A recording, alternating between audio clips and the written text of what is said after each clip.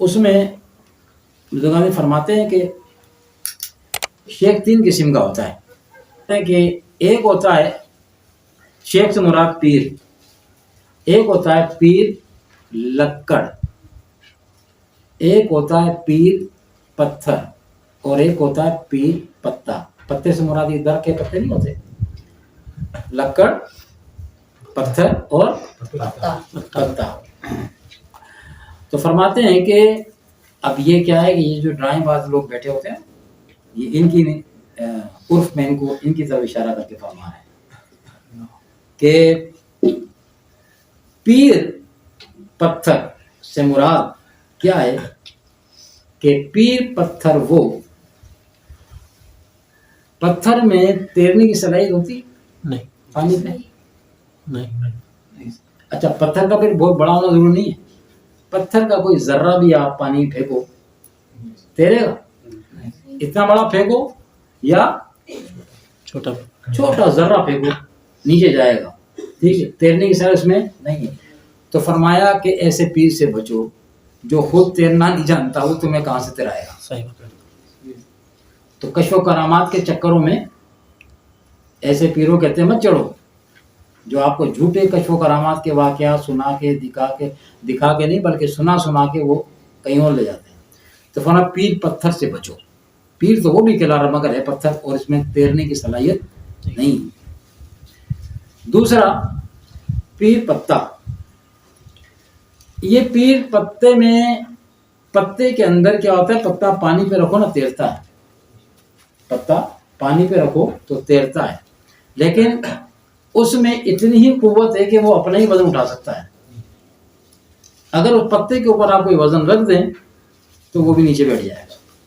تو وہ پیر پتا جو ہے وہ پیر تو ہے، لیکن اس میں صرف از خود چلنے کی صلاحیت ہے، کسی کو ساتھ لے کے چلنے کی صلاحیت اس میں نہیں ہے۔ وہ خود چل رہا ہے، غنیمت ہے، خود چل رہا ہے، یہ غنیمت ہے۔ اگر کوئی کے ساتھ چلنا چاہے تو پھر وہ ہم تو ڈوبیں صنم تمہیں بھی لے ڈوبیں گے۔ تیسرا پیر لکڑ، لکڑ آپ پورا درخت کاٹ کے دریا میں ڈال دو، چھوٹی ٹہنی نہیں، آپ درخت کاٹ کے دریا میں ڈالو، ڈوبے گا کہ تیرے گا؟ وزنی ہوتا ہے کہ نہیں ہوتا؟ پھر بھی تیرا۔ اچھا کشتیاں کس سے بنتی ہیں؟ لکڑی سے بنتی ہیں۔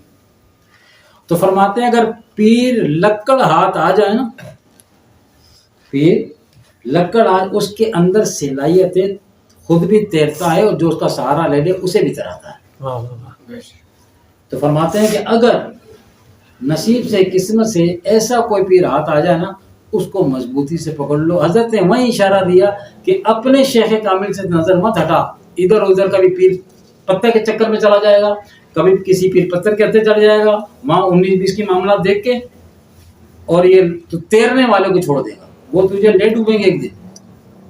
اور یہاں کچھ نظر نہیں آ رہا تھا، لیکن بھائی ایک لکڑی تھی، بنی بھی نہیں تھی، لکڑی تھی لیکن اس میں تیرنے کی صلاحیت تھی۔ ایک کشتی ہے، ٹھیک ہے، اس پہ رنگ و روغن بھی نہیں ہوا ہوا، کوئی خوبصورتی کی بات بھی اس میں نہیں ہے۔ تو کیا کشتی پہ اگر رنگ و روغن نہیں ہوا اور اس پہ کوئی کشیدہ کاری خوبصورتی کوئی اپنا بیل بوٹے نہیں بنے ہوئے، تو کیا کشتی کے تیرنے میں کوئی خلل آئے گا؟ اور ادھر وہ پتے کا رنگ و روغن دیکھ کے اور پتھر پہ نقش و نگاری دیکھ کر پتھر کے ہتھے چڑھ گیا یا پتے کے پیچھے چلا گیا، تو نقش و نگار میں گم ہو جانا یہ نادانوں کا بچوں کا کام ہوتا ہے۔ یہ بچوں کا کام ہوتا ہے۔ عقل جو بڑے ہوتے ہیں، بالغ ہوتے ہیں، عقل مند ہوتے ہیں، ان کا کام اس چیز کے پیچھے بھاگنا نہیں ہوتا، وہ عقل کا استعمال کرتے ہیں۔ اسلاف جو فرمانے کی وہ یہ کہ قانون قاعدہ جو ہوتا ہے اس اگر طریقت میں ہو، کوئی آپ کا شیخ ہے، ٹھیک ہے، آپ نے کسی کو اپنے شیخ بنا لیا ہے، تو پھر اس کو فالو اسی انداز میں کرو جو قانون ہے، قانون کا ہے، پھر کم آپ کو فیض پاؤ گے، پھر فائدہ پاؤ گے۔ ایسا نہیں کیا تو پھر قیامت تک بھی چلتے رہو گے نا، پھر وہ چیز جس کے لیے آپ آئے تھے وہ حاصل نہیں ہو سکے گی، بس پھر ٹھیک ہے، چلتے رہو۔